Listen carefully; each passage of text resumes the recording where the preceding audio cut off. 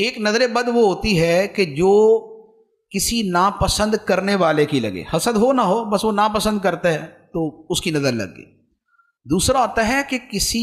اپنے کی نظر لگ جائے، نظر اس سے بھی لگ جاتی ہے، بعض اوقات ماں باپ کی اولاد کو لگ جاتی ہے، اس لیے کہتے ہیں کہ وہ ماشاء اللہ، سبحان اللہ، الحمدللہ، اس طرح کے الفاظ ساتھ میں کہنے چاہیے۔ بلکہ حدیث مبارک میں فرمایا ماشاء اللہ لا قوت الا باللہ، اگر یہ کہہ دیا جائے تو نظر نہیں لگتی۔ جب کوئی شے اچھی لگے، کسی کی گاڑی ہے، کسی کا کاروبار ہے، کپڑے ہیں، کوئی اور خوبی ہے، تو دیکھ کے بول دیا ماشاء اللہ، ماشاء اللہ لا قوت الا باللہ، اتنا پڑھ دیں گے تو نظر نہیں لگے گی۔ تو چاہنے والے کی بھی نظر لگ جاتی ہے۔ اچھا، بعض اوقات اپنی بھی لگ جاتی ہے،